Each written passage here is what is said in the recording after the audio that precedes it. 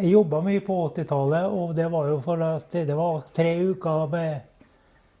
uker og en halv uke til med jobb.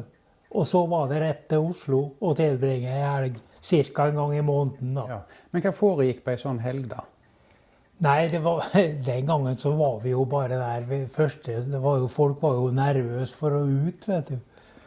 Men jeg må jo innrømme at jeg var jo en av de som var litt nysgjerrig på hvordan vi blir mottatt hvis vi går ut på et vanlig utested. Okay. Og det gikk jo bra, det, vet du. Det var jo aldri... gikk jo på skinner alt sammen, og da ble vi jo veldig opptatt av å fare ut da på forskjellige... ikke bare på homseplasser, men også på andre plasser.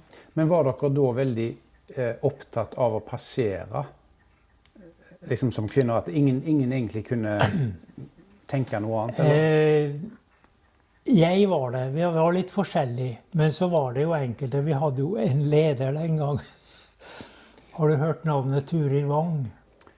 Ja, kanskje, ja. Var leder litt lenger ut i leksa der, litt lenger ut på 80- og 90-tallet.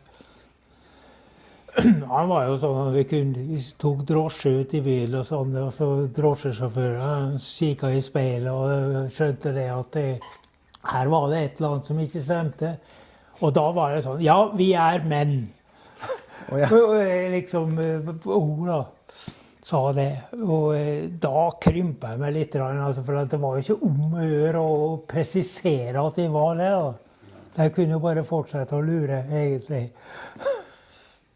Men jeg var ikke noe sånn krampaktig opptatt av det. Ble vi oppdaget, så ble vi oppdaget. Så det var greit, det. Men jeg opplevde i veldig mange tilfeller at vi ikke ble oppdaget.